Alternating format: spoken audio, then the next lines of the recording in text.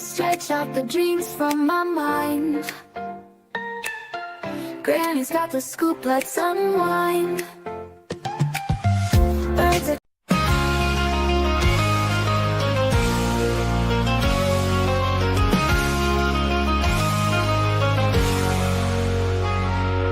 Granny's on a mission, solving mysteries in the night. Chasing shadows, finding answers, shining bright light. No one's left behind in the darkness, all alone. With a heart like a siren, she brings the lost ones home. Silent cries in the dark no longer have to be, for justice wheels keep turning, Granny on the beat. Broken voices find their power, call out hope again. When Granny's crime busters run, no victims left to pay. Bravery in her veins, truth she won't disguise. With a fire in her eyes, she's got nothing to deny. Granny fights for justice, never backs down from the call. For the voiceless and the missing, she'll stand tall.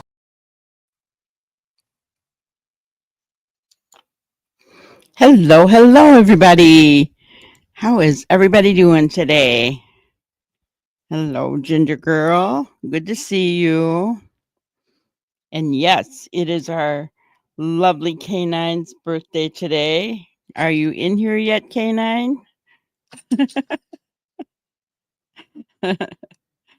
Oh, so I'm just checking to see if she's shown up yet. So anyway, we will get started with our spotlight on the missing to start out with.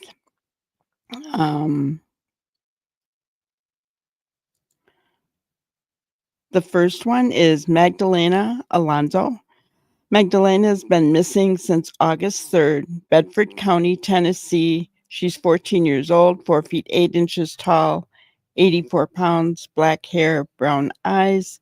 If anybody knows anything about Magdalena's whereabouts, please call the Bedford County Sheriff's Office, 911 or 1-800-GBI-FIND. Our next one is Maria Felipe Alonso. Maria's been missing since May 27th, 2024, almost a year now, guys. She was last seen in Jackson, Tennessee. She's 15 years old, 4 feet 7 inches tall, 105 pounds, black hair, brown eyes. If anybody knows the whereabouts of Maria or anything about her disappearance, please call the Jackson Police Department, 911 or 1-800-GBI-FIND.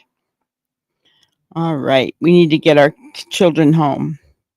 Hello, Chemistry Queen. Good to see you. Yeah, she hasn't shown up yet. She's probably eating her cake and ice cream.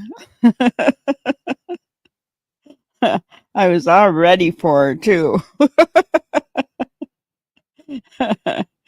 Maybe she has some special things going on tonight. That could be, right? That could be, but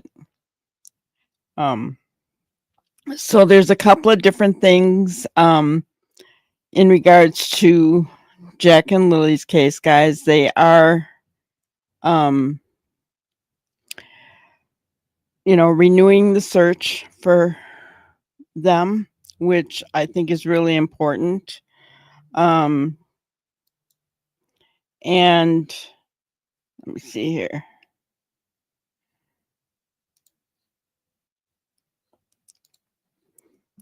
So that's always a good thing. Like I said yesterday, wherever those kids are, if law enforcement no longer thinks they're alive, well, then they probably should be combing those woods for their bodies, right? I hate that thought. I hate to think that those two precious little children are gone, but it is what it is. Yeah, hopefully K9's with family. hugs and love. I hope she is. You know, be better sharing cake and ice cream and a nice meal with family than coming and listening about two children who may or may not be alive, right? So I can imagine that would be a much better proposition. But anyway, if she comes back tomorrow, whenever she does, we're gonna wish her a happy birthday and sing happy birthday to her. All right. So one of the first things, it's only 8 minutes long, that I thought we'd play is Mr. Yummy had another video out about them. So we'll go ahead and we'll listen to that. Share my screen. See what he has to say.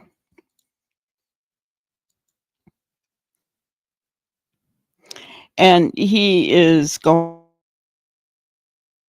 shared. So is that there is no cell network, which is a challenge for the rescuers, as well as the weather conditions, which are not always favorable. The stepfather then hopes that the children will be found quickly. That's one of the first on-location reports about missing children, Lilly and Jack Sullivan, and it's packed with new details, except I, like most people, didn't even know it existed until Plunder True Crime unearthed it. So in today's video, let's watch it and count the red flags. I'm Deception Detective, an attorney trained in statement analysis. This channel exposes lies and manipulation. So if that's your thing, hit subscribe. For exclusives, early access, and other cool perks, consider becoming a channel member. Link in description. If you're new to this case or just not up to date with the latest news about it, don't worry, because Paula from Plunder True Crime does a good job of summarizing the case and why this news report flew under so many people's radar. So there's just one last thing I want to do before we grab our deception decks and analyze it. And that's to quickly recap what I consider when I'm analyzing a case, whether it's a true crime case like this one, pop culture, or anything else. Of course, I prefer to work with statements directly from the suspect's mouth. After all, they're the only one who truly knows whether or not they're guilty. But sometimes the suspect doesn't make any statements at all, or they make too few for me to form a solid opinion about them, as is the case with Daniel Martel. That's when I'll consider statements relayed through someone else, like their attorney or PR rep if we're analyzing a celebrity, or a reputable journalist, like we're going to do in this video. Naturally, that's with a grain of salt. But frankly, the bulk... hello, K9. Happy birthday to you. Happy birthday to you. Happy birthday to you.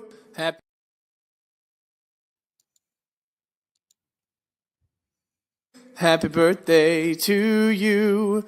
Happy birthday to you. Welcome. We're happy you're here. Hello, Brenda Joe. And happy birthday to you, K9.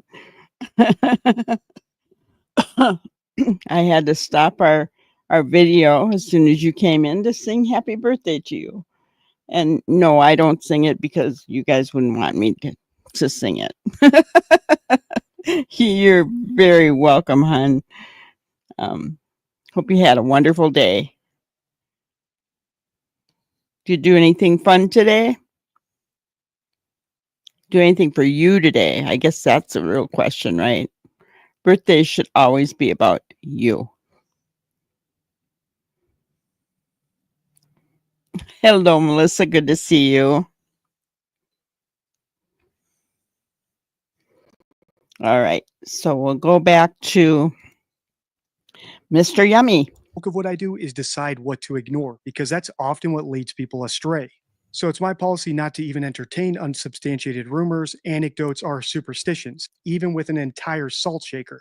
Nor do I pay attention to things that don't actually correlate with deception, like body language analysis, which actually makes you worse at detecting lies. You can learn more about that in the DD forum. All right, without further ado, let's listen. You've probably been asking yourself, what happened to Lilly and Jack, the 6-year-old and 4-year-old who went missing off of Garlock Road in Nova Scotia, Canada, more than a week ago? They were reported missing on Friday, May 2nd, and as I film this now, it's late at night. We finally got Another update from the RCMP basically saying they're not going to give up even though they haven't found the children yet. A woman named Malia Brooks Murray is the mother of the children, and their stepdad is named Daniel Martell. And you will be hearing about Daniel a lot more because I've been researching for days and days since my last couple of videos about this case, just digging through so much dispatch audio from the Pictou County Fire VHF paging and ops dispatch because I'm trying to get to the truth, trying to figure out what's going on, reading all the publications I can. You will see I even had some Canadian French publications dubbed into English just to figure out what they were talking about. The children's family burst into tears when the police showed up at their home this Wednesday around 1 o'clock. And that's how I found out that Daniel and his family, whoever that was with him, I don't know, off Garlock Road, they broke down in tears, according to the reporter, when authorities brought them a map on Wednesday, May 2nd, showing Daniel just how much ground they had covered without finding the children. So that's the rundown on the case and the explanation for why I, at least, didn't even know that broadcast existed because it was originally in French. But Paula took it upon herself to dub it, and I appreciate that because, as she said, it reveals new details that we didn't get from any of the other reporting we've analyzed. And it's not like we haven't been following along. This is my 7th video about this case in almost as many days. This is the first time we've heard about some other woman also crying alongside Daniel when the police broke the news to him that they probably weren't going to find the kids. But what really jumped out to me about this report was a clip I played in the intro, where the journalist said that they have no cell service in that area. Because for the past 2 videos I've made about this case, I've been saying that I'm worried that the mother took a long drive ostensibly to get cell service, which would have given her the perfect alibi to discard any incriminating evidence, maybe even the children themselves, all without being tracked by any cell phone ping. So let's keep watching to see what else we missed because it was originally reported en français. Good evening, everyone. A small community in Okay, hold on just a second. Did the mother take a long drive? I thought Daniel took a long drive. Am I wrong about that, Ginger? I thought Daniel. Didn't Daniel say he took a drive and he looked in culverts and all that other stuff? I'm just curious. Did Mom do that too? I mean, that's the first I've heard of Mom taking a long drive. So, and was this the same news conference that Mom left in the middle of and went to the ambulance? Yeah, that's what I thought, K9. It was Daniel that took that drive. See? Yeah, I didn't hear anything about her leaving either, right? So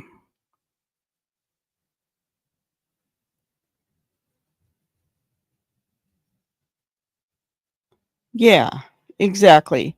Daniel went driving while the mom stayed home and called 911 from the landline or Wi-Fi, calling via the wireless router in the home.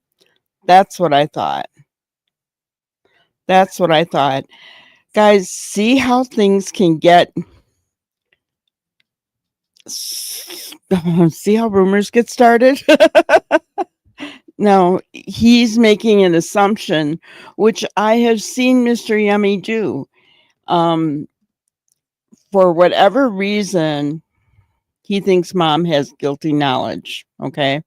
He has said it from the beginning, and now he's kind of hunkered down on that thought, right? So, I'm not willing to go there yet. I'm just not. Don't get me wrong. I respect him. I respect his knowledge. You know, but I in this instance, for this case, I just am not there yet with him as far as Mom goes. I'm just saying. Okay? I want everybody to understand that I'm not there yet. How about Mom? My yeah, I'm not going to make a decision about that yet. All right, let's continue on.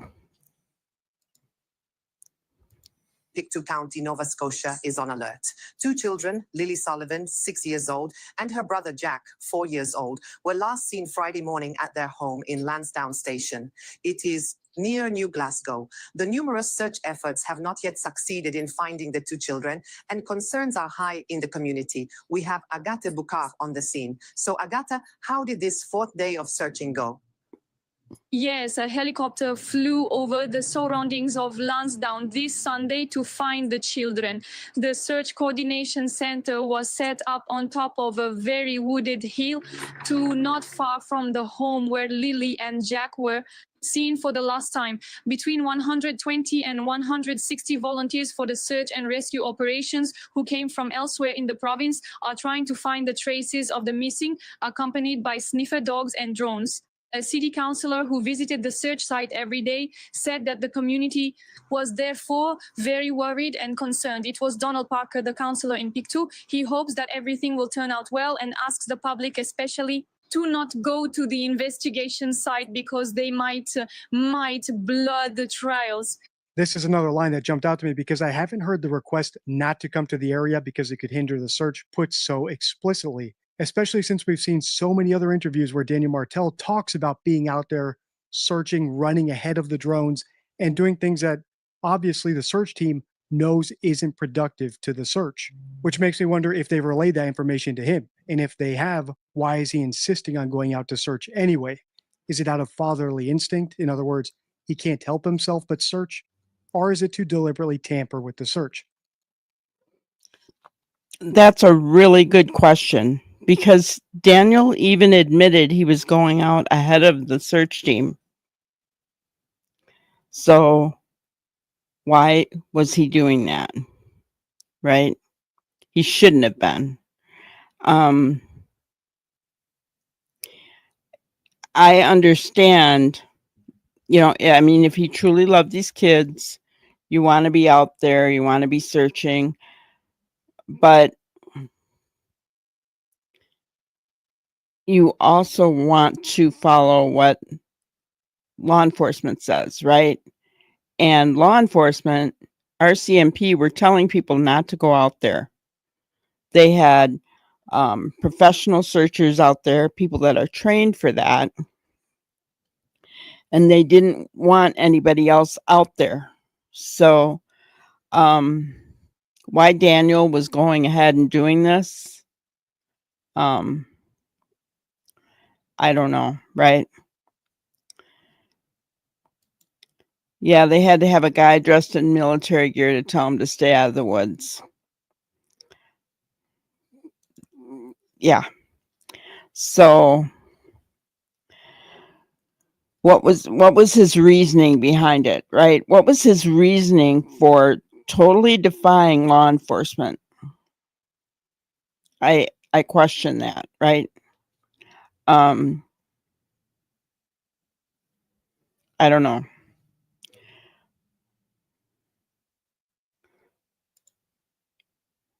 Yeah. Yeah. Didn't they say yesterday that they did find a trail, though? A scent trail? I think that's what we heard, but let's continue on. All right, let's keep listening. It was Donald Parker, the councillor in Pictou. He hopes that everything will turn out well and asks the public especially to not go to the investigation site because they might blood the trials. And Gade, what are the latest updates from the police? What are they saying?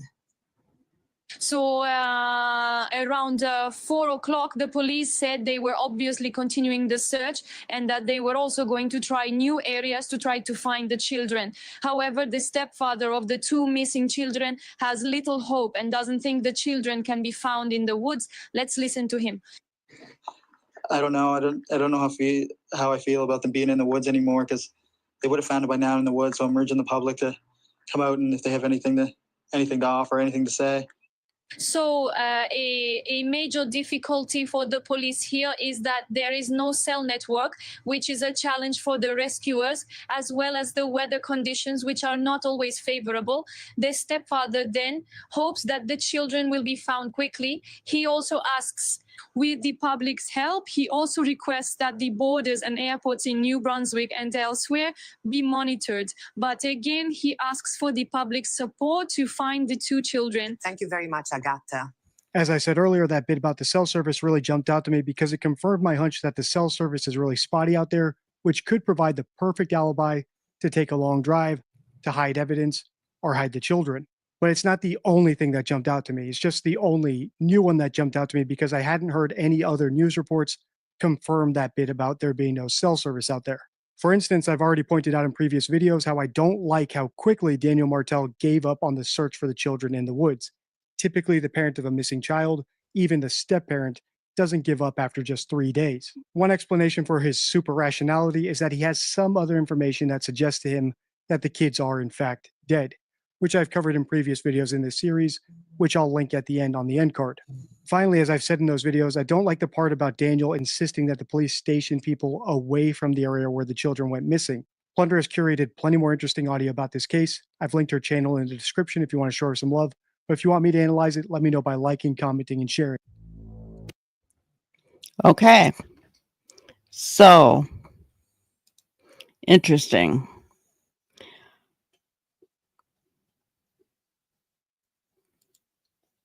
I want to know if the kids were only gone for 20 minutes, why did he jump in a vehicle and drive all over looking, then come back and look on foot? Yep. Yep. Sounds a little backwards to me too. Yeah,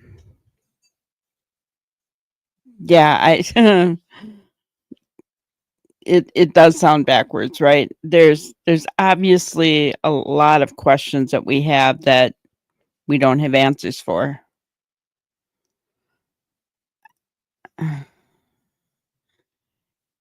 Yeah, and I would 20 minutes if that's true.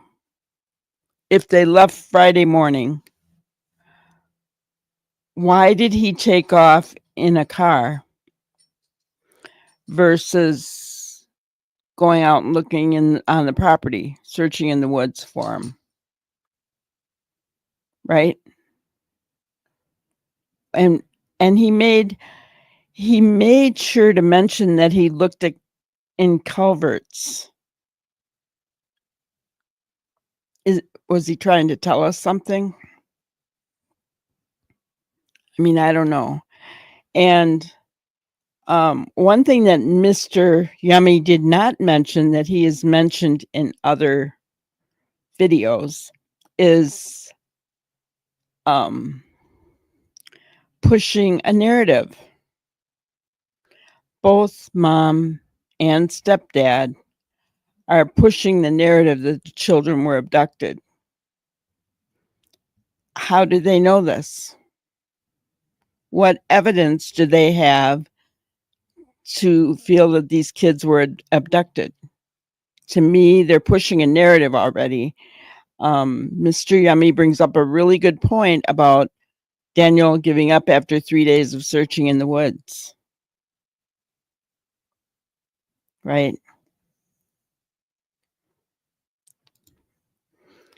I think they went missing way before that day. That's why I think mom and stepdad are both aware of what happened.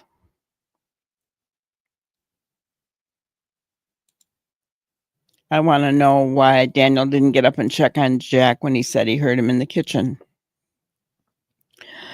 You know, and I guess that's my question to or mom. Guys, I'm going to be fair. Let's not just put it on Daniel. Mom said she heard both kids in the kitchen too. If you have a child that wears pull-ups,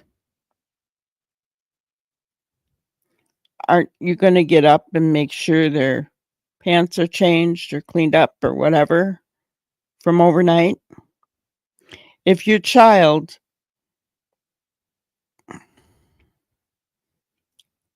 still wets his pants at 4 years old, and and it's first thing in the morning, are you not going to get up and make sure that that child's, in essence, diaper is changed, right? Get them something to eat. Lily had a cough. If Lily did have a cough, do you have medicine for Lily? I'm just saying there's a number of things that could have been done that morning if what they're telling us really did happen, right?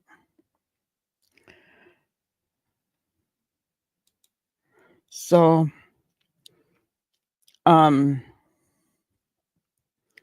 as far, and I understand,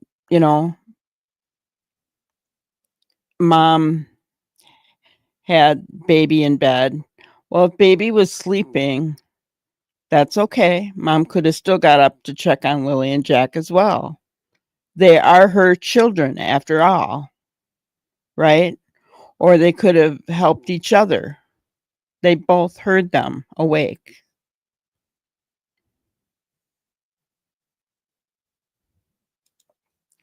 How about get up and see if they're well enough to go to school, feed them breakfast, change his pants? Yeah, well, they just decide. If I had a sick child that I kept home from school, even one day, I'm still going to get them up that next morning, see if they're better, right? If they're not, then I'm going to call the school and say, nope, I'm sorry, I'm going to keep them out, right?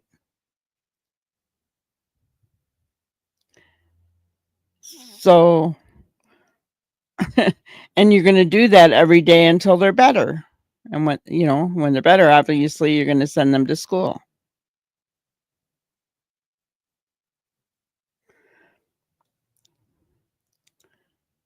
Yeah, exactly.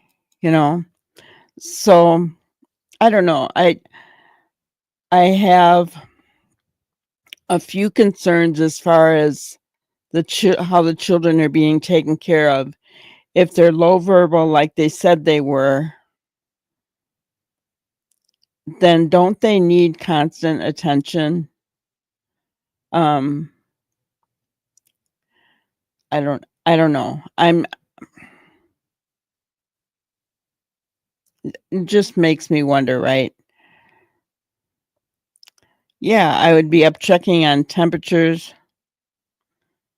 Fed up Buttercup, hello. In my opinion, I don't believe it was that day they disappeared. Yeah. Yeah, I mean, everything's on the table right now, right? Everything's on the table because we don't know. Can we believe mom and stepdad?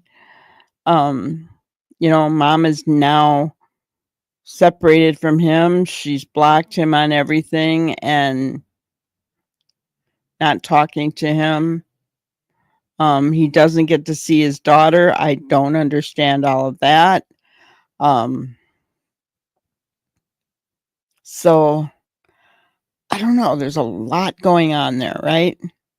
A lot going on that we don't know about. But we can be sure.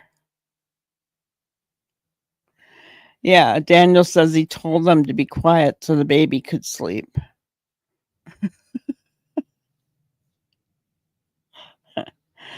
And I realized that it was a trailer home. But here's the thing. I lived in a trailer home when my kids were little. I don't know about you guys, but I wanted not that I'd let people scream or whatever, right? But I never asked people to be quiet because my baby was sleeping. I wanted my baby to get used to being able to sleep with normal sounds. It's not like my house just went totally quiet when my baby was sleeping. I wanted my baby to get used to hearing, normal noises, right? But I get that not everybody's like that, right? And maybe they were loud. Maybe we saw the video of Lily screaming, right? So maybe they play loud. I don't know. But my thought would be, get up, check Jack's diaper or pull up whatever it is, get them some breakfast. If they're feeding their faces, they're probably going to be quieter so the baby can sleep. I mean, turn on some cartoons for them. You can take a nap later when mom gets up, right? I don't know. Just my thinking.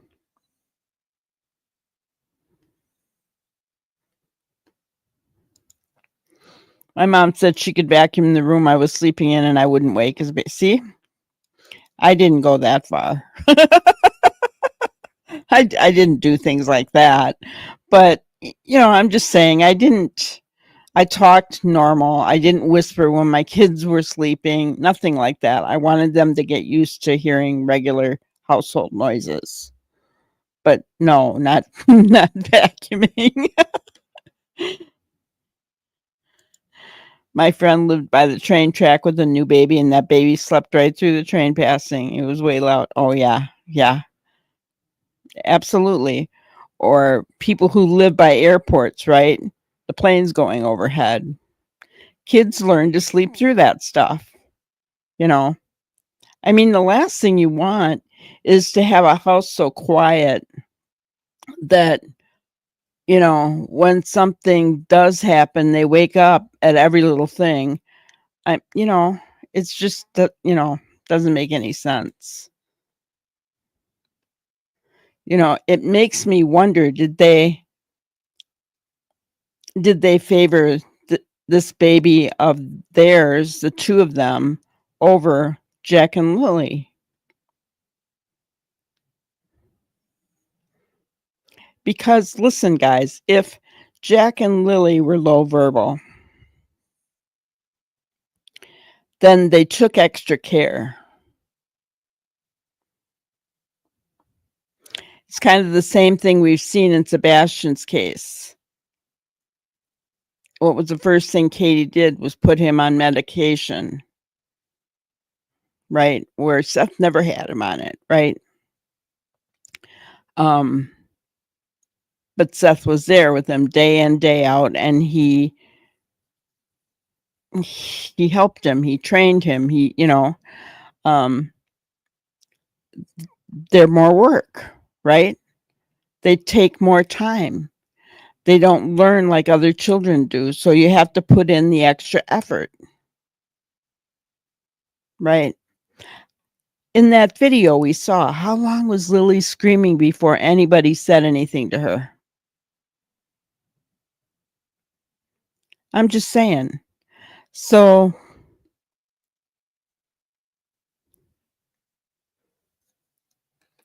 good thought. Easy answer. The baby is still here, Granny. And the two little ones are not. Yeah. And guys, I'm just putting all these thoughts out there. I'm not accusing anyone of anything at all. But I'm just putting these thoughts out there because we don't know what happened, right? And if these children were low verbal, first of all, they should have been diagnosed. But as Ginger said, it takes a long time to, get specialists in Canada.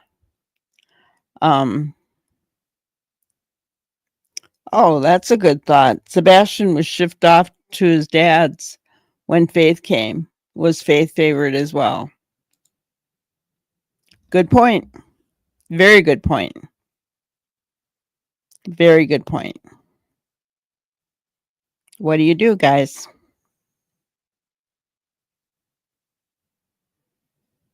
They take more effort. Anyone that had, many of you have had autistic children or children with ADHD. They're not easy, are they, guys? But we would never give them up for anything, any of us in here, because we've talked about it. I would not ever,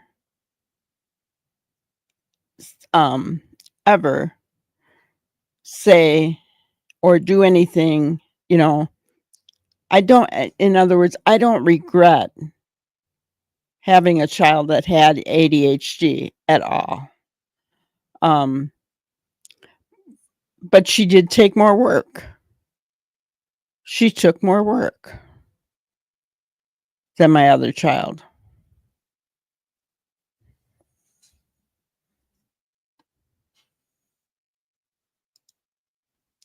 I have a 13-year-old granddaughter who has Down syndrome. She's nonverbal, but says mom loud when she wants her mother. She can make a lot of noise. Gotcha. I've only been around one Down syndrome child. He was a neighbor of ours. And she was just so cute. But she was very mischievous. But she was not nonverbal. She was very verbal. And my oldest daughter was babysitting her one day, and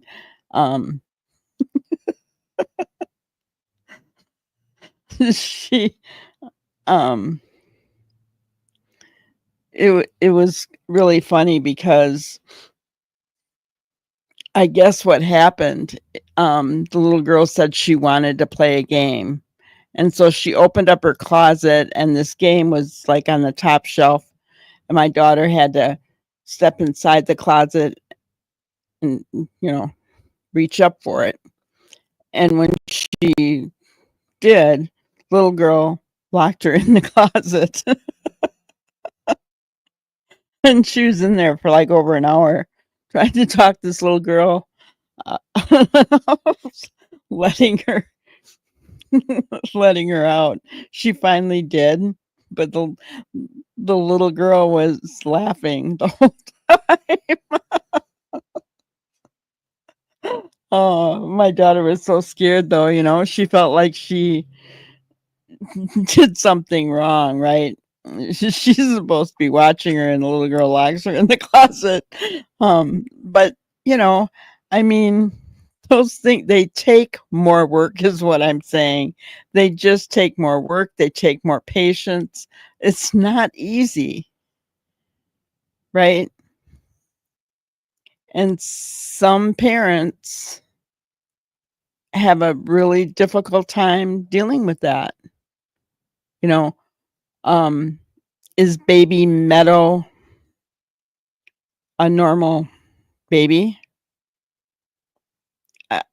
You know where I'm going with that. Yeah, you just need a lot of patience and sacrificial love when you're dealing with children who have, what's the word I want to use? Have special talents. Special needs, I guess. But I promised you guys we would watch the rest of that one that we were watching last night. So we'll go ahead and do that, where we pick up where we left off, because those dispatch calls will be on there. So share this tab and let's continue on. Comments on social media, and if they have any relationship to the children or family, be mindful. There's enough speculation going around, and none of it is helpful. So this was a post I wanted to share with you all before we get into the updates. Now, I also wanted to share with you that Malaya briefly activated her social media account again. Remember the last time in my last video when we talked about it, Malaya had activated her social media and she changed her relationship status from in a relationship to single, Then there were a few friends requests. You know, her friends, obviously the number count went up. I talked about that in my previous video.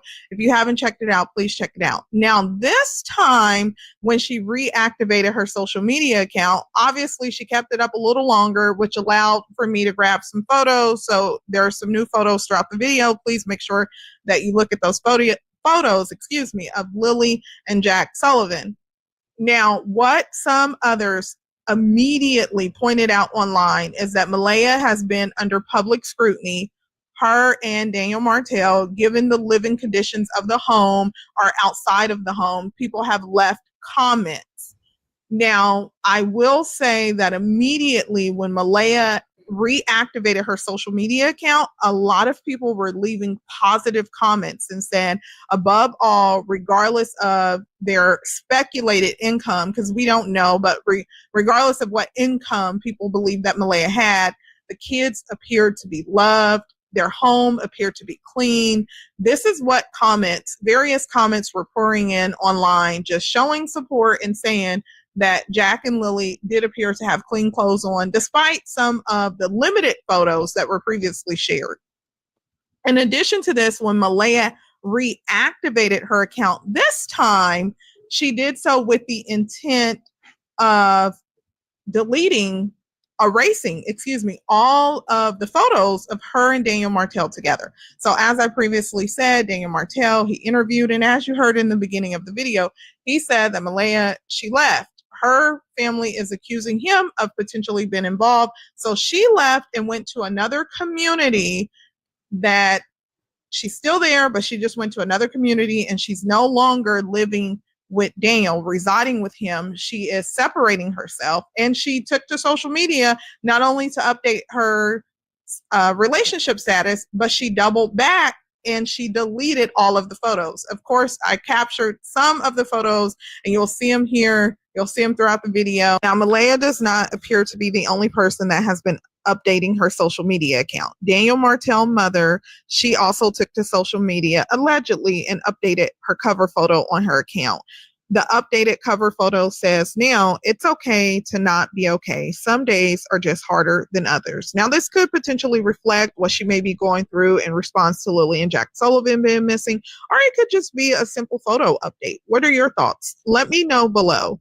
Now, in addition to this, I do want to share the Facebook post from a man that is believed to be Malaya's brother. At least that's how he's presenting himself. Now, before we get to that, I want to establish the relationship here from the woman whose post he shared.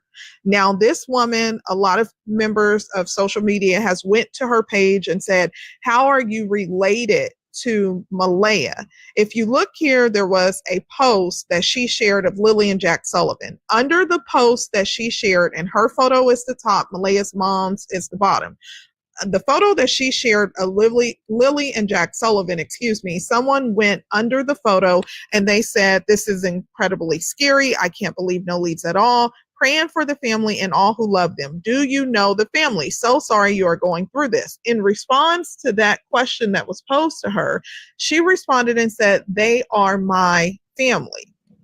Now, under one of her photos, Malaya's mother, Cindy, left a comment on one of her photos and said, nice pic, sis. So that's Malaya's mom. Now, Malaya, her old Facebook account from years ago, Malaya uploaded various photos, and I went there and pulled some comments from years ago. Again, this was 12 years ago, just to show you guys the relationship, the connection.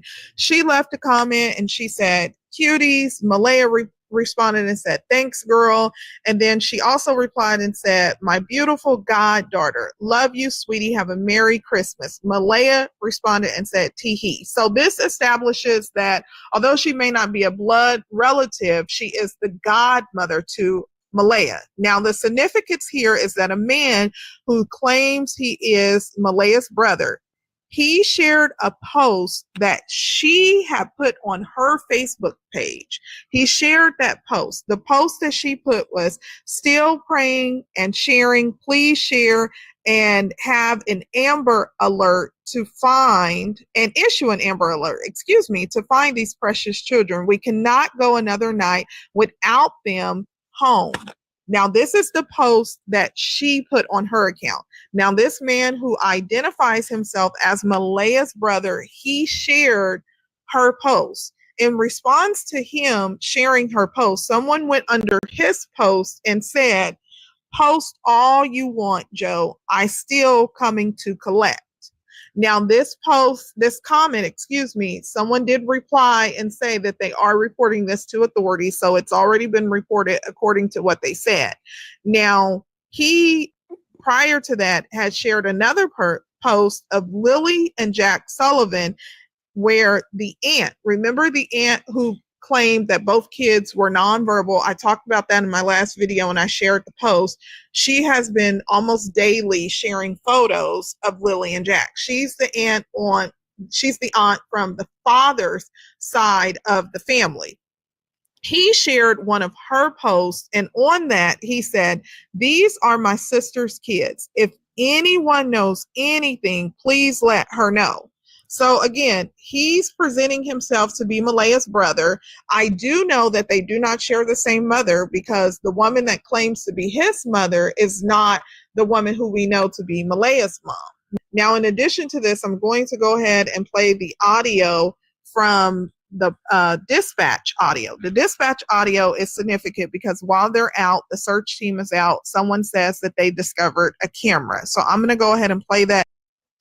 Okay, before we get into the audio, guys, I just want to say that I don't really like any other term, going real life on people.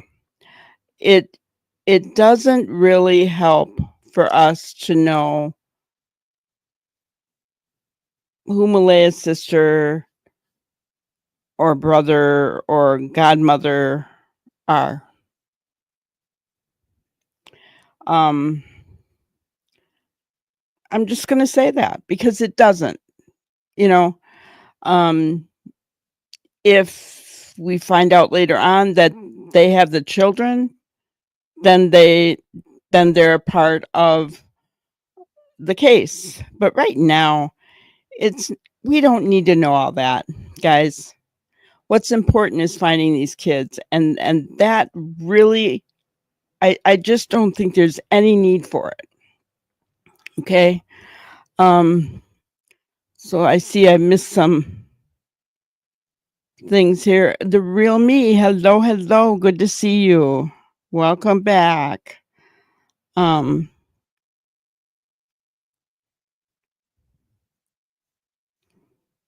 hello, Shelley. Good to see you. I work Children's Hospital located in Halifax, Nova Scotia. Most all overtake their children there because of the specialist for children.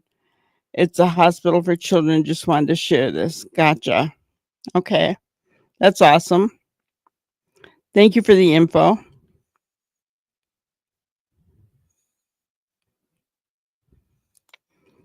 My grandson is profoundly gifted. An $18,000 per year private school turned out to be gifted with money.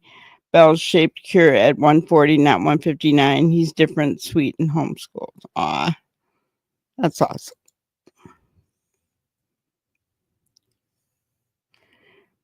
Yeah, it doesn't have anything to do with finding them. And I try to stay away from that because, we have to learn from mistakes that have been done in other cases, guys. In my opinion, the criminality part of the case belongs with law enforcement.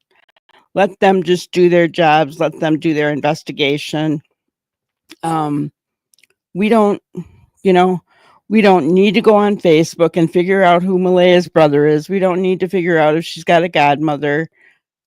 None of it, right? I mean, the best that we can do is to, well, Ginger brings up a good point. We need to know more about who was around the children after Tuesday when they returned home from school. Good point, because we don't know for sure when they left, right? We don't. We know the parents said Friday, but we don't know for sure when they left. So who was around them after Tuesday when they returned home from school?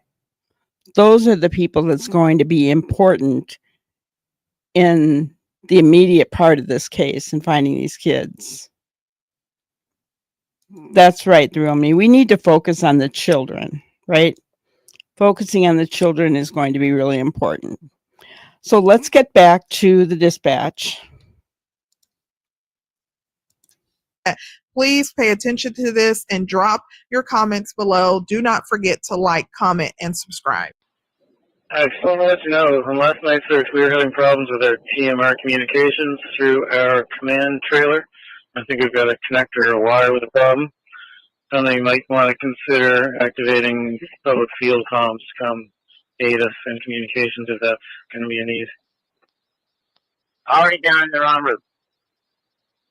Was that you I heard on here that was going to do a search of the residence again? Yeah, that's what he was saying. They were going to do the property and the residence again. Copy that. Property and the residence again. Copy, and just for everyone's awareness, based on the profile, the children could have traveled at least 6 kilometers. So keep that in mind.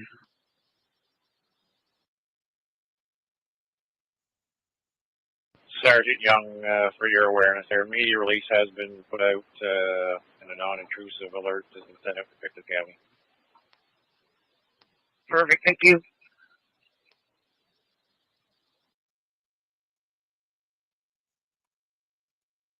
That's the campground, that's the KOA, that's across the road, and the people down there are aware, keep an eye out.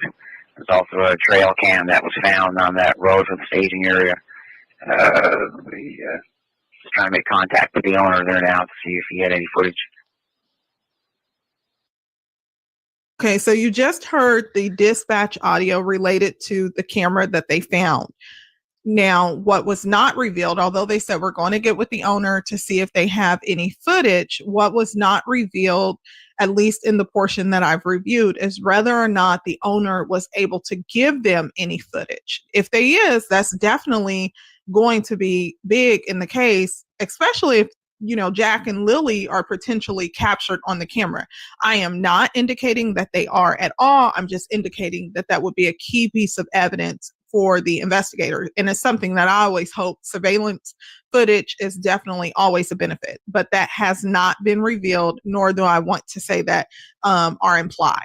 But what I'm going to play now is going to be the audio related, the dispatch audio. It's related to them finding footprints, a star, and they also, in addition to them finding the footprints, the star, they also say that and it's a shiny star over by the bridge. And they have their dogs out.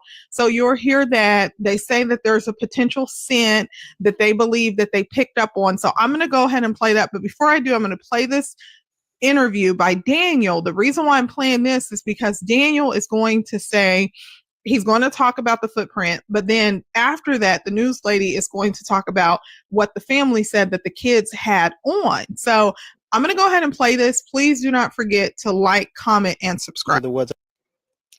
Before I do that, I did want to say, so the other night we showed dispatch that said something about we found success. We'll be calling in the coroner. The day before that, they had been doing a search in the water for someone else, and then a body was found. So that piece of dispatch was for that case. Just letting you guys know that, so that, you know, like I said, I'm always trying to keep everything strictly factual here, you know. And we wondered if there was something to do with that statement, keeping in mind that scanners, you know, we don't know what they're talking about half the time, and they do talk in somewhat of a code, right? So there was no way, especially it was May 2nd. It was the day that those kids went missing. It was in the evening. We had no way of knowing if it was about the kids or if it was about another case. Evidently, it seems to be about the other case.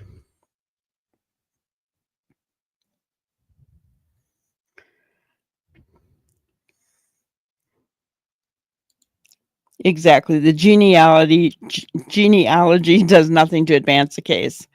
Yeah, who was near them from Tuesday? You know, we need to look at what's important to the case, right? Whether somebody says they're Malaya's brother or godmother doesn't matter. 6 kilometers, so they is 3.728 miles. Thank you for that, Ginger. I am terrible with kilometers. I could never live in Canada for that reason. I'm not good at breaking that down. So they figured the kids could have gone almost 4 miles by that time, right? We don't speak kilometers. That's right, K9. Yeah. Yeah, K9, I had just thought about that. I heard that earlier, and I meant to make sure that I said something tonight, which I'm glad I remembered. You know, this little granny's getting old, but so yeah, the thing about the dispatch part about we have success, we'll be calling a coroner in, and we wondered what that was about on the day on May 2nd when the children went missing. It was like 7 p.m. their time, right? No, it was about another case, near as we can tell, near as we can figure out. So yes. All right, let's continue on. I was ahead of the helicopters and ahead of the drones and stuff like that, screaming as loud as I can, just until my throat hurt, running through water that was up to my waist. Running ahead of the helicopters and the drones. Why?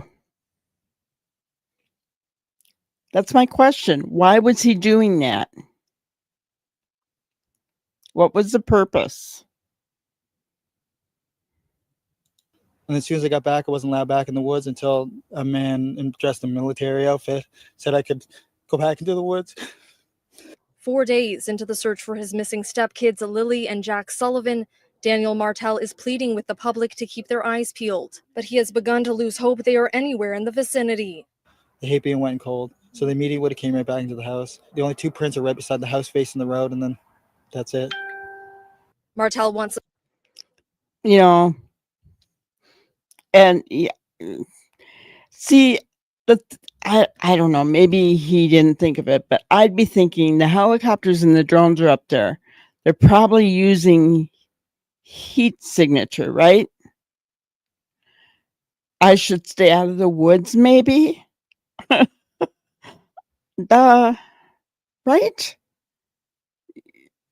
The helicopter and the drones probably were picking his heat signature up. So he was only hurting the case. He wasn't helping anything.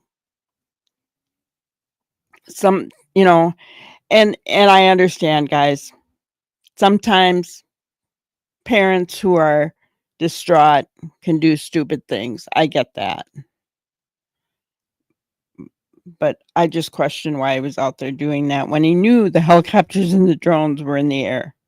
the search to be extended to include provincial borders in case the children were abducted, a reality he says is becoming more and more likely. Post any officers they can get at the New Brunswick border, PI border, and get them at every airport possible. Martel confirmed that when the two children went missing from the home behind me, Lilly was wearing a pink shirt and pink rain boots. She was also carrying a white backpack with strawberries on it. Martel says although he didn't see Jack that morning, he is believed to be wearing a brown shirt, brown pants with a pull-up diaper on underneath, and blue rain boots with dinosaurs on them. He also refuted the claim that the two children are nonverbal, saying while they are on the autism spectrum, they are quite trusting and say hi to everyone. According to Martel, his side of the family are currently the only ones at ground zero after. Okay, so now we've heard a different story. They're not nonverbal. Oh, I don't. Where did the nonverbal come from? That's what I want to know.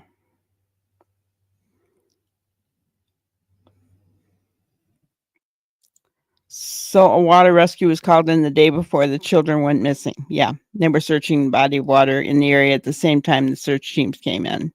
Yep.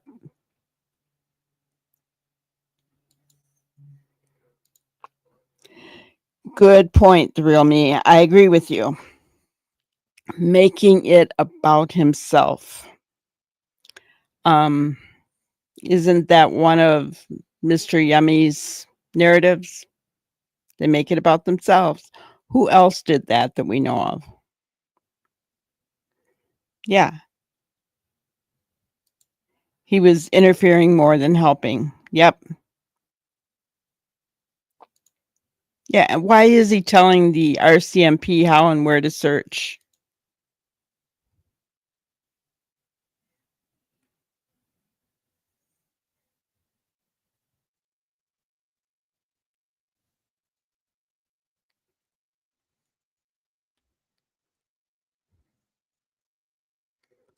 Yeah.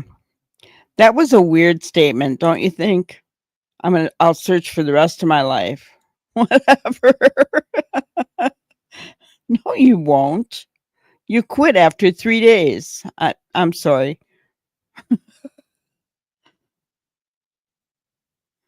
An aunt on Facebook said the kids were not verbal. Well, then I don't know.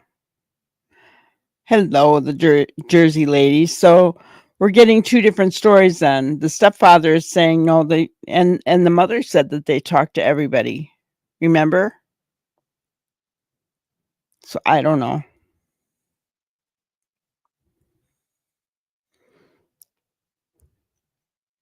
It's strange that we're getting different stories, right?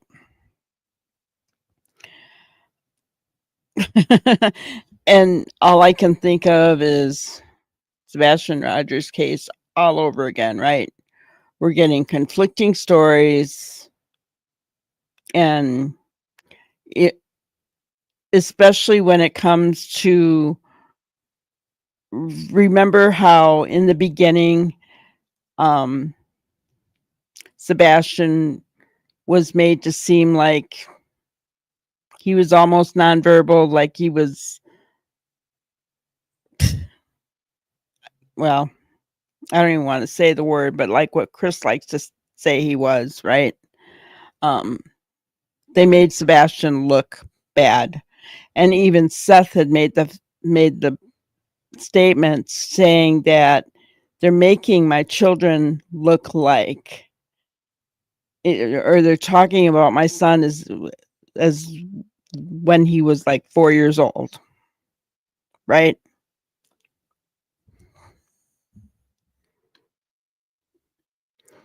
Yeah, CP told him where to search too. Yep. A teacher said they were low verbal. Okay. Well, teachers would know.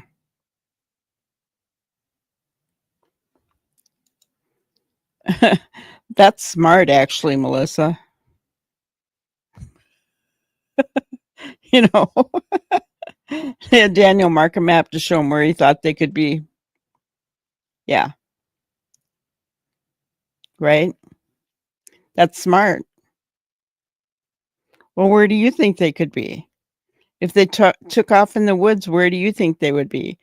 But then, guys, it goes back to the fact that instead of going off into the woods, he got in his car and he drove around and he looked in culverts.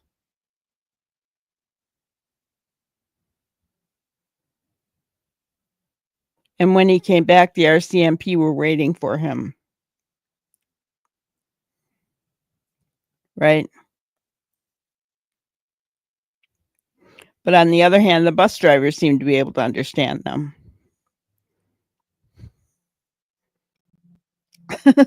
So what is it, right?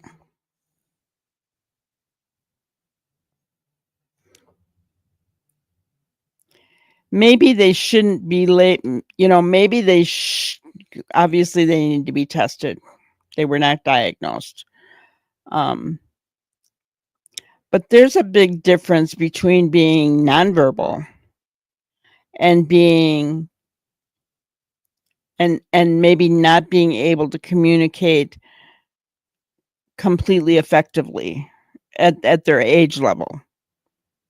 Do you understand what I'm saying? That maybe they're not communicating at their age level. But they're not nonverbal. That's two different things, right? Maybe they're more verbal with people they know. Like they would have built a relationship with the bus driver. They see him every day, right? A new teacher, maybe not so much. I mean, I don't know. Then on the other hand, mom said that they would talk to everybody in the store. Remember her exact words were, "They will talk your ear off." Do you remember that? So what is it? Ginger.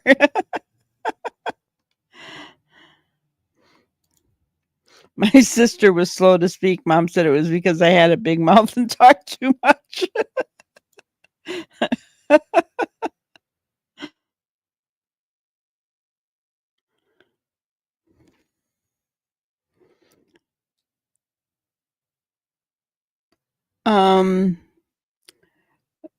The Real Me Chew, the thing is they're in Canada. So things I think are done differently in Canada than they are here.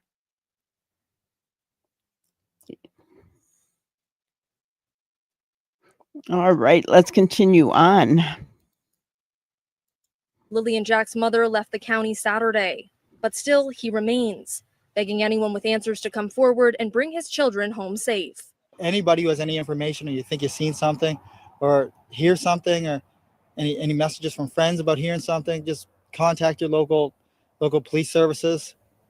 Any Kevin Clear, who's calling? The RCMP police dog. I'm on task 309. We do have some clear footprints, probably 3/4 of the way up the gas line. Just want to give you guys that update right now.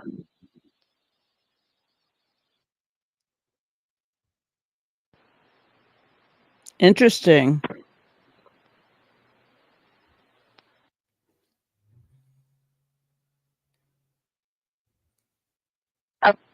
Fine. Yeah, 10-4. Where my task is, about 3/4 of the way to my final waypoint. There are clear footprints heading towards my waypoint. When I got to my waypoint, there was nothing past that I could observe, though. Send to the command phone if possible, if there's cell service. And could you please send the coordinates for those prints? Over. Yeah, actually, those prints on three. Yeah, go ahead.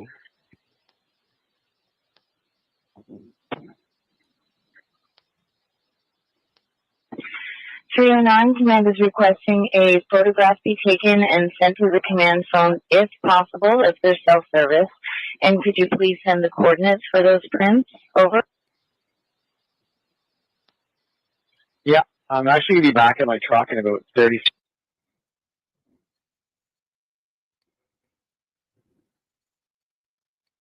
I'll be quickly. 309, copy that. We'll see you shortly. Aw. We have finished the grid that Colchester Command had given us earlier. We are going to be landing due to the weather. Playing with our infrared now, we're not very effective. So we are going to land for the night. We are going to make our way down to you and drop this micro SD card with you guys.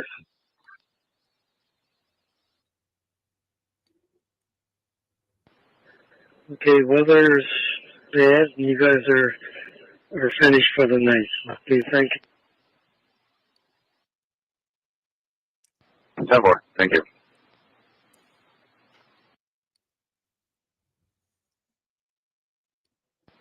GSAR Command from GSAR K9, over. Yeah, go ahead. GSAR Command, GSAR K9, we just brought the dog down for a quick recce of the area where those heat signatures were. He's indicating we're at on the river. We're just wondering if we're in the same area that was just searched. So. Barking enough, I couldn't quite make up that. I don't think we got a team in there anymore.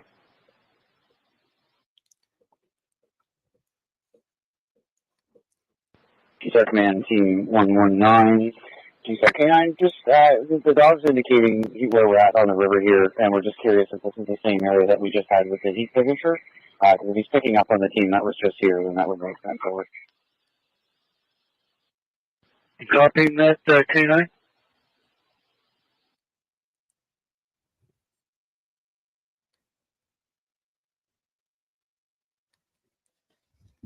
All right.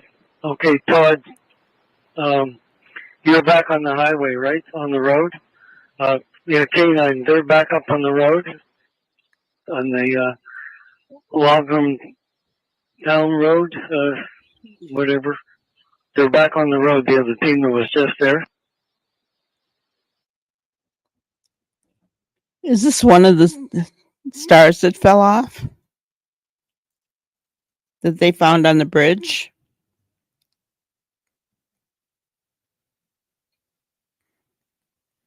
From Lily's boot? I'm just curious.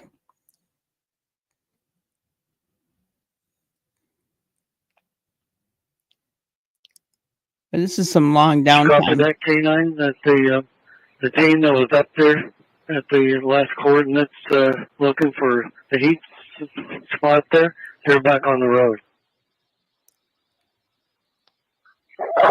GSAR Command, GSAR K9.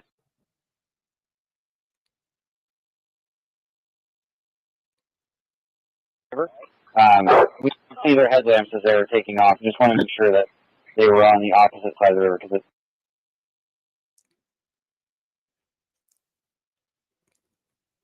it's. You're copying this. You're on the south side of the river, not the north side.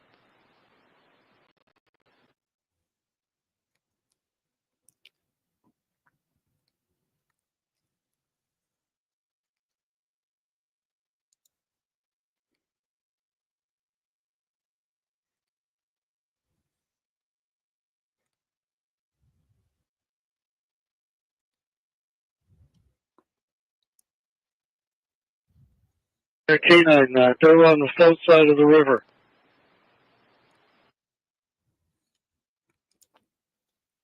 Oh, that's good to know, Ginger.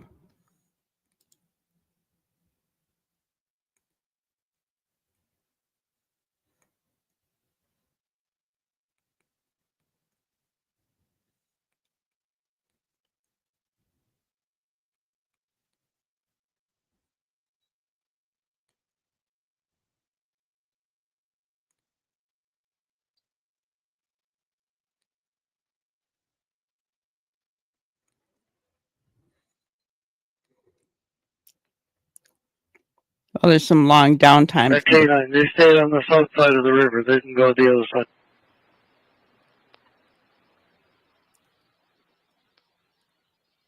I'm just wondering if the shiny star fell off of her boot. Command, T-Star K9, sorry to do a quick battery change on the radio. Copy that. We're on the opposite side of the river, so it was like the other team that the dog was indicating on over. As far as I know, there was nobody up there besides that team when they're on the south side.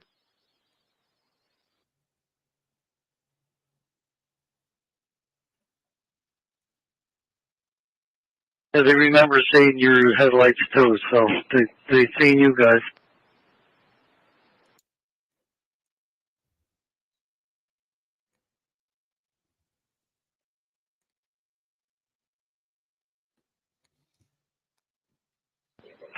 Halifax or Duncan, Lori just told me before you fly again, make sure you clean your lens.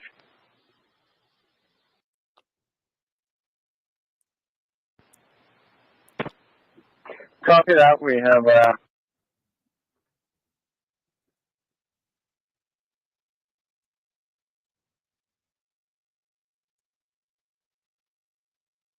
Air Command Task 121 over. Go ahead. Did any of the kids have stickers on their clothing or backpacks over? Repeat that again. Do we know if any of the kids had like stickers on their backpacks? We found a little shiny star sticker over here by a bridge. Over. Stand by. That's something I couldn't answer.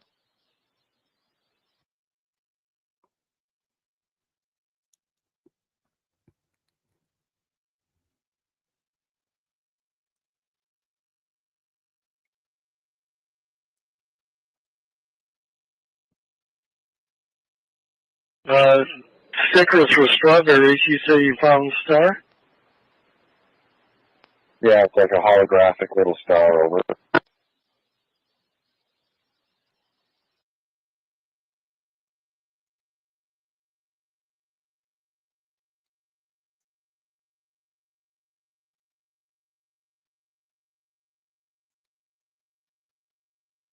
Okay, what team is it? Task 121. Roger. Okay, copy that. I don't have a. See, I don't know exactly where you are. Would it give us a GPS reading where you are?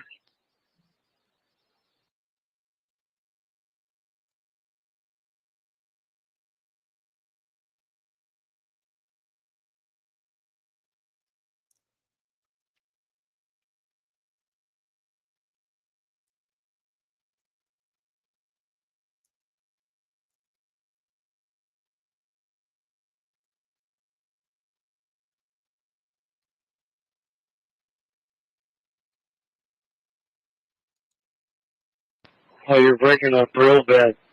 We're only getting about every 2 or 3 seconds. We're getting a. Okay, so you just heard the dispatch audio related to the search team saying that they found a star. They radioed in because they wanted to know if Lilly or Jack Sullivan had stickers on their backpack because they found a shiny star by the bridge. Now, drop your comments below and let me know, especially if you are in that area or if you're not. Given the conditions, it was a heavily wooded area. A lot of people are saying if they found anything, it shouldn't have been shiny given that it was heavily wooded. What are your thoughts about this? Yeah, guys. So what do you think? I'm wondering if it didn't come off her boot. Yeah. If it didn't come off her boot, did she have some kind of paperwork from school in her backpack that had a shiny star on it? Right? So, and they bring up a good point. It wouldn't still be shiny, right? So when you find something like that, I would, especially when you're searching for children, I would think that would be really important, right?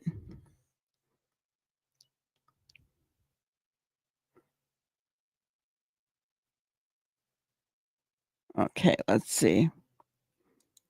Yeah, and they started some specific searches today. Yep. Yeah, I don't know. They never said which bridge, right? So I'm not sure. But I mean, I think that shiny star sticker is probably important. You know, the police believe that they're in those woods, guys. So, but they don't believe they could have made it, right? It was 2 weeks yesterday, and 6 and 4-year-old odds of, making it in the woods. I don't know.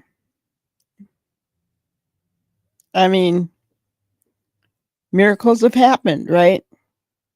But the police don't believe that they're alive anymore, which is sad, which is very sad. And it's hard to hold out hope. Yeah, tons of fleas and ticks there. That one reporter yesterday even said that you just barely walk in the woods and your pant legs are full of ticks. No, thank you. No, thank you. Oh, and the poor dogs, right? Poor dogs.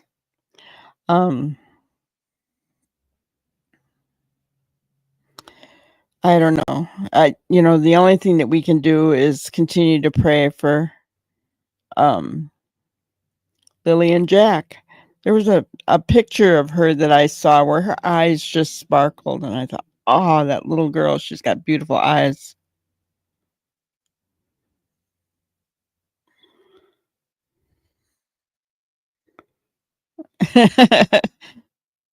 Me neither, Canine. I hate it. Ugh. I hate them. Do not like them at all. I don't like bugs. Not a fan. Not saying no. I mean, if I was younger and there were kids missing near me, I would do it, right? I would get out there and I would search. You used to have a tick vest for your dogs when you walked in the woods. Yeah. Yeah.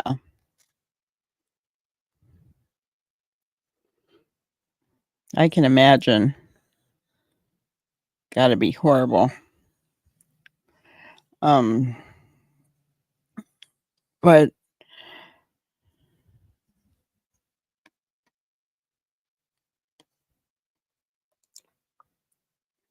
Fingers girl's mom, a Canadian also living in New Brunswick, next province to Nova Scotia.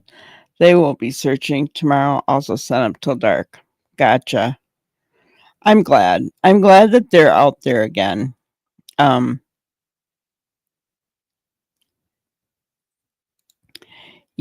heard that, but I've had no evidence to prove it. No evidence to prove that they found. In fact, somebody said that clothing was not theirs. And hello, Neuro, by the way, and Shelly. Good to see you guys. Because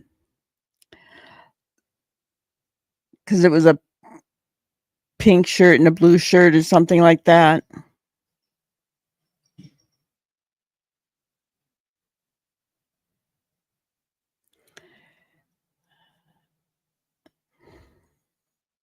It's a good question. They seem to have an agenda for this search. Do you think they know more than they are saying? Very good question.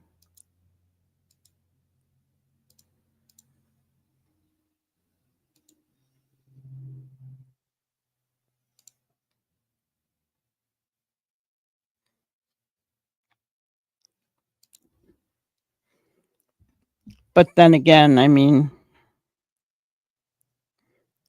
I think they do know exactly, K9. I think they do know more, way more than they're saying. Just trying to zero in.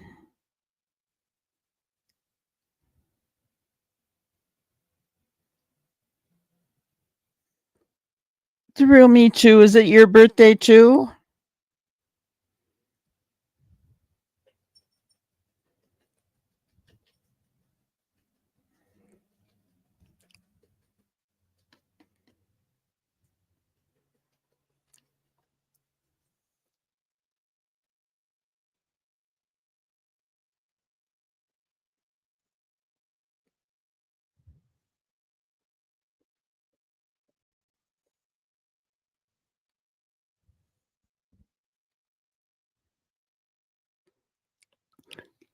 So, yeah, I'm curious. Is it the real me too's birthday today too? She didn't tell us that. But yeah, I mean, I'll keep an eye out, Neuro, if anything more is said about the clothing.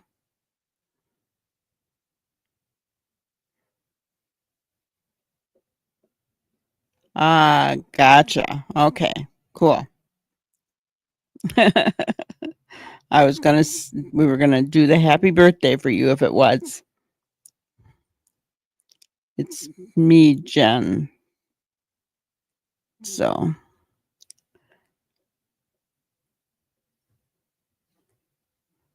Well, you know, I don't blame law enforcement for being quiet, Shelley, because, you know, it just, I'd rather have them be quiet, build their case. We don't need to know everything, right? Despite the fact that we all want to. I don't want them to ever give information to the public that would jeopardize the case. Guys, I don't know if they told Daniel to stop talking to the media. That's interesting. But here is a good example of this. So I don't know if any of you watched the Dateline show about Brian Koberger, the Idaho 4.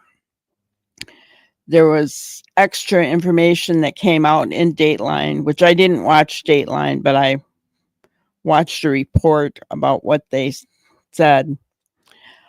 And the information that Dateline had that was new was leaked. And the judge is ticked, guys. Because, you know, it's important that they get him a fair trial, right? We do not want charges dismissed. We do not. And that is why I always say, yes, we want to know everything yesterday, right? We do, but we can't. It's more important to the case to keep it quiet, keep things under the vest so that they can get justice down the road should criminal charges ever happen, right? And now we're at the point where the judge is ticked, the defense is ticked, and in that case, things came out that shouldn't have come out. Yeah, the judge was mad.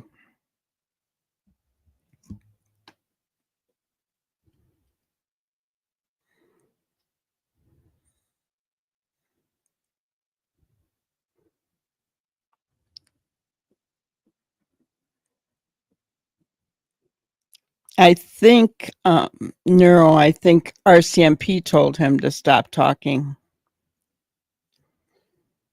if I'm not mistaken. Is that what you heard, Ginger? RCMP told Daniel to stop talking to the media?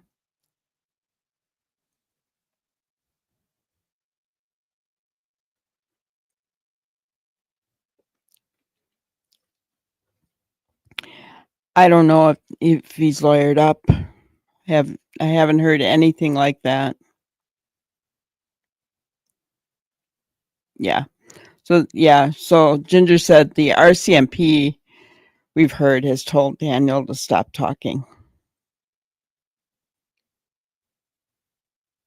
Well, I don't blame him. Daniel was trying to tell them how to do their search.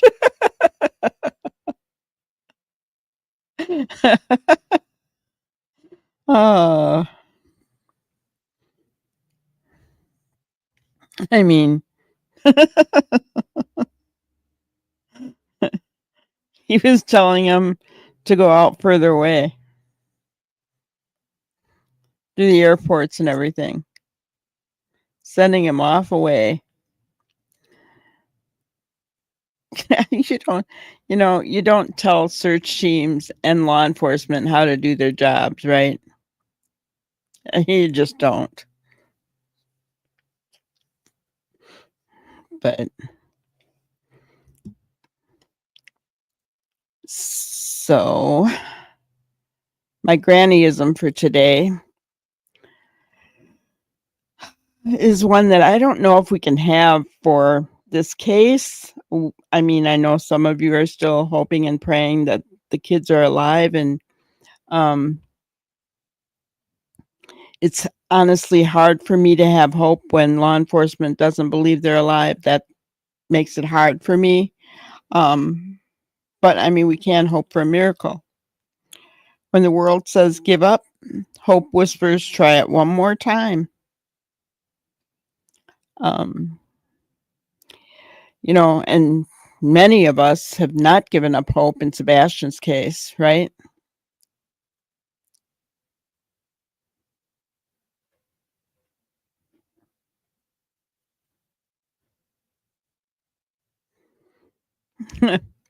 Well, Melissa, that's a question I think Ginger should answer because I don't know. Yep, our Ginger is holding out hope.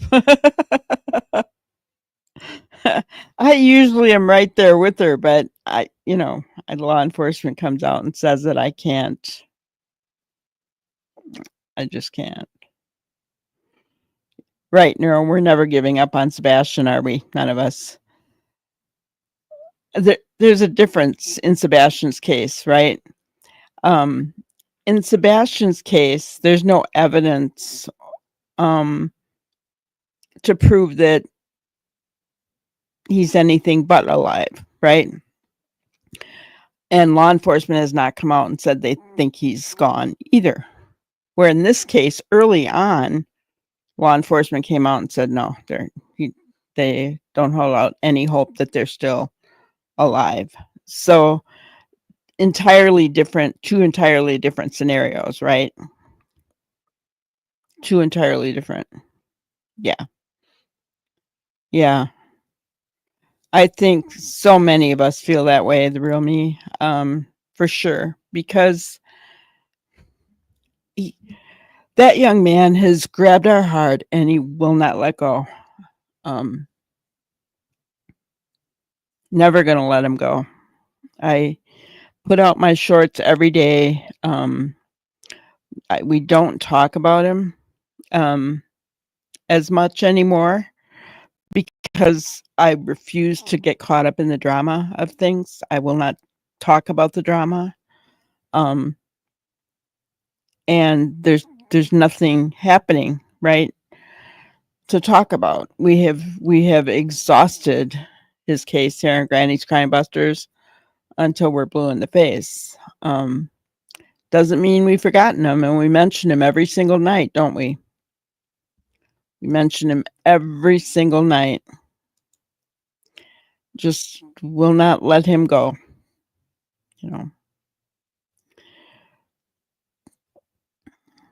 So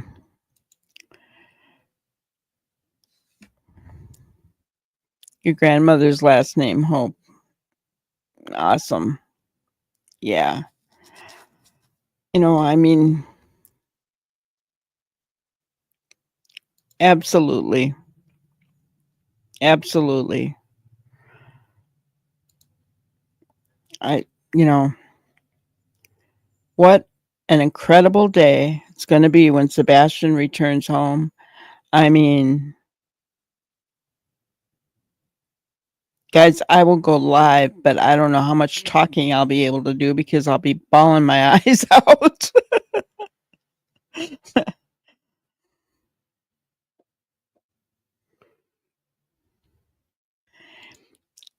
Yeah, right. And maybe that's why they want Daniel to shut up, because he's been talking about abduction, right? Um, it's only natural for people to assume, you know, if you're not finding bodies, then did somebody abduct the child, right? The children. And maybe that's why they want Daniel to shut up, because they don't feel he's been abducted. Because, guys, if they felt he was abducted, there would have been an Amber Alert out.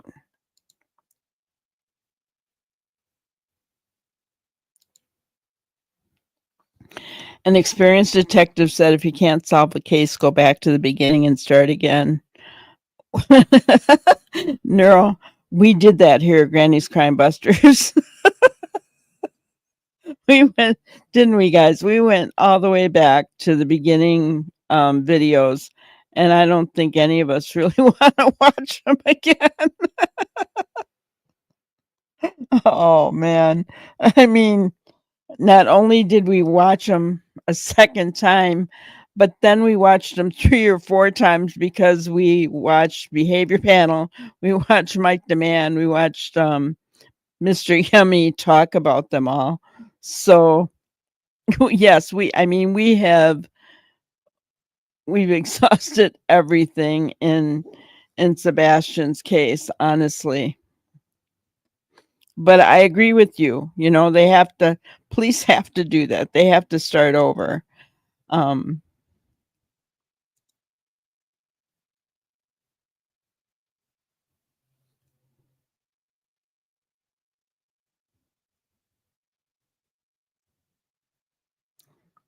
Oh, that's sweet.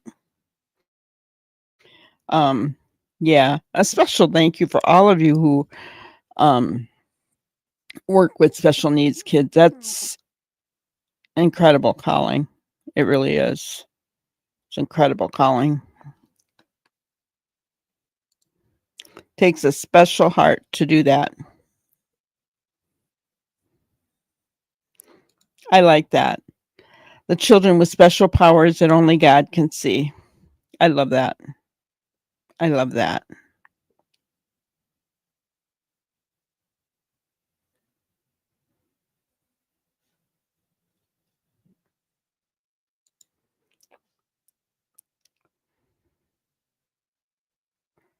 That's right. It only takes one tip. That's right.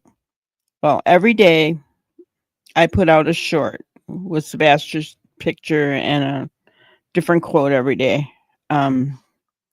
I've been doing it months and months and months. With like a different background to grab people's attention that maybe have never seen him. But yes, we still talk about him. I don't think there's been a night that we haven't talked about him, even if we're not actually talking about Sebastian. We talk about him.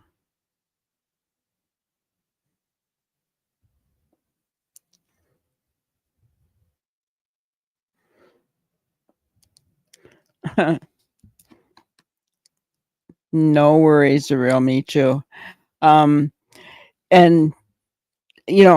and yes, I do encourage you guys, light it up green for him, share his flyer every day, guys. Because all it takes is that one person who may have seen him to look at that flyer and go, I just saw him. Right? That's all it takes. One little tip that can make all the difference. Absolutely, Neuro. You can always ask a question here. We're a safe place. Always. Absolutely. What's your question? What's your question?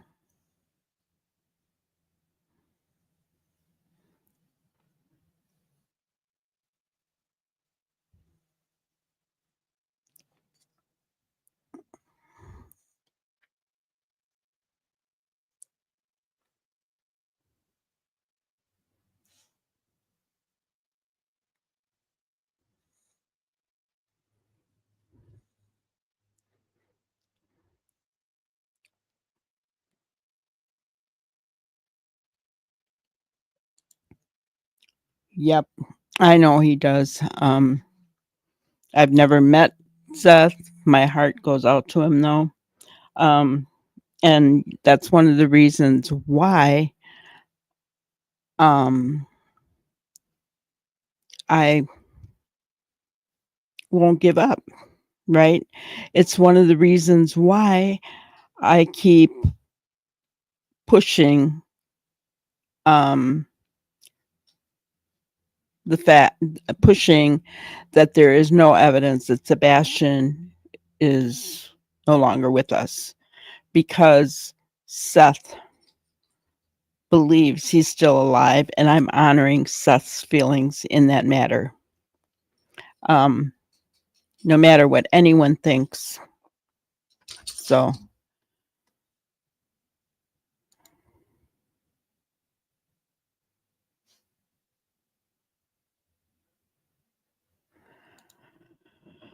okay. I know you're talking about, are you talking about the content creator that's a pastor of the church? No.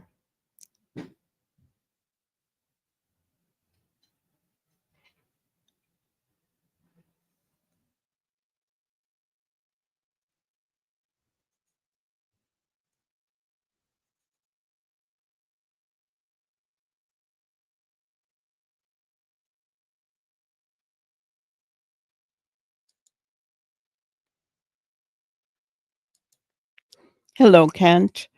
Two updates on Jack and Lily that just came out locally. One statement from Ground Search and Rescue, the other from Nova Scotia RCMP. The search had over 100 people out today, and it will continue tomorrow to dark. Gotcha.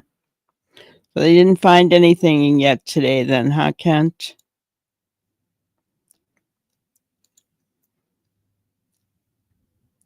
I know. All you have to do is go to one of his lives on his channel, on Seth's channel, and feel like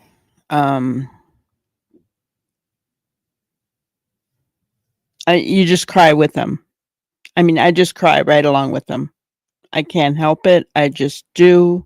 My heart bleeds for him. I can't imagine what he's going through. I can't even imagine it.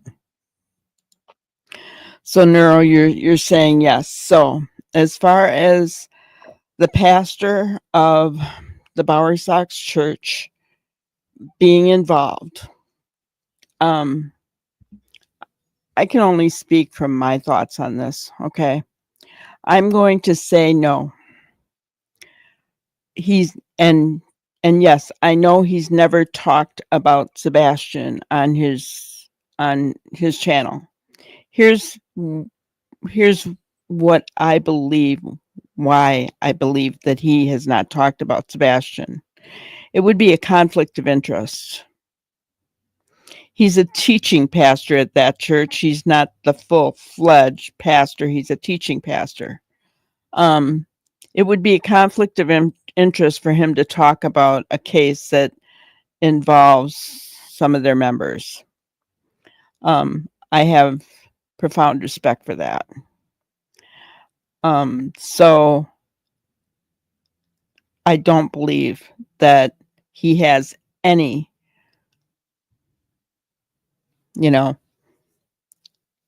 anything to do with Sebastian's disappearance.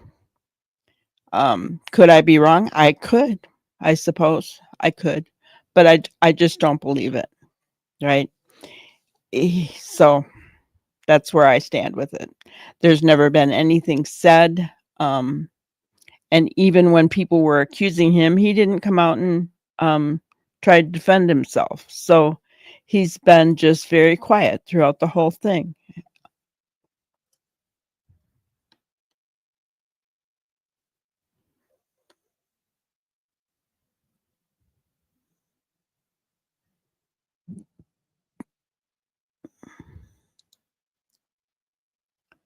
That's what the statement said, that they would continue to work till dark. Gotcha. Oh, Lord, please let them find those innocent children. Yeah,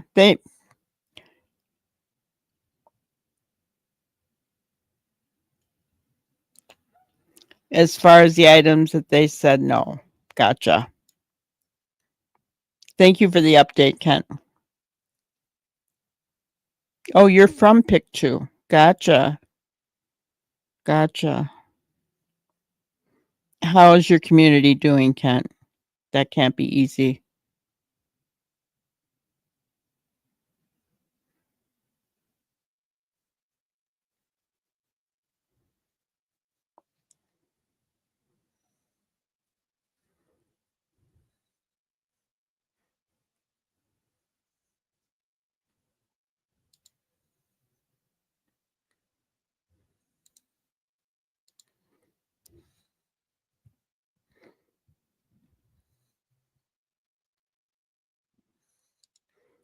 Oh, gotcha.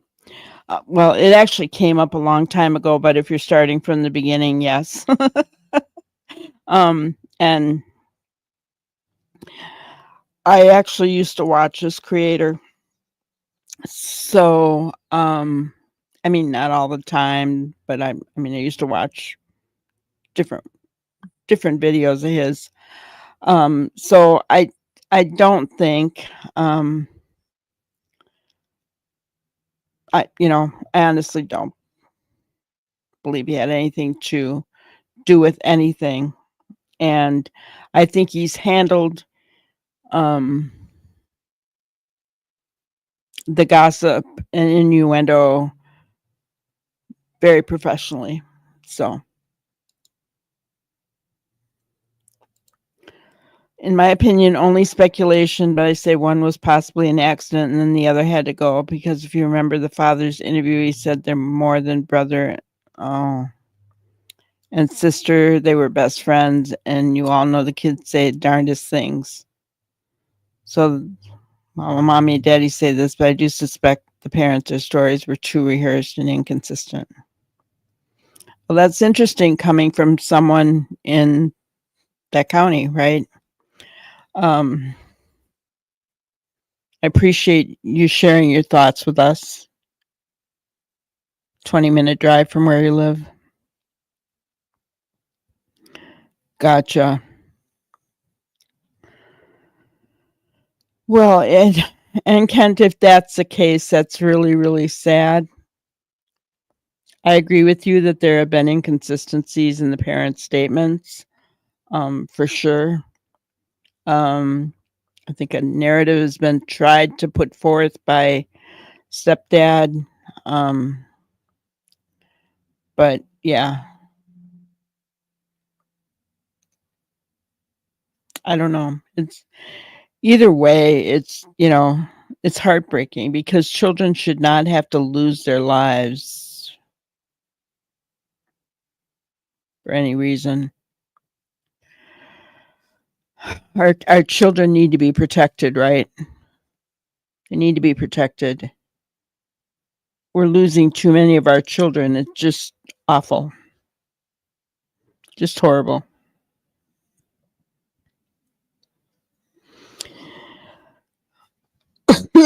But thank you for sharing, Kent. I really appreciate that. Thank you so much. Yeah. Well, and Ginger, I just don't think I think they were gone before Friday, in my opinion. But all right, guys. Well, that's all I have for today. Thank you so much for being here. And if you haven't already hit the like button, please, please do so. Don't forget to hit the notification bell and switch it to all so you get notified when we are going live, which is most nights, guys, 5 o'clock Central Time. We're going to continue on with these missing kids cases. Any updates we'll continue to talk about because kids matter. You know, Lilly and Jack need to be brought home. Lilly and Jack need to be brought home. So, all right, guys, thank you so much and have a wonderful night. Thank you for watching another episode of Granny's Crime Busters. We really appreciate each and every one of you. Don't forget to subscribe and like and even share the content. You can follow us on any of our other social media platforms at YouTube, Twitter, Instagram, Facebook, and TikTok. We really appreciate you guys, and you can also email us at granniescrimebusters@gmail.com. Thank you so much, and we will see you on the next one.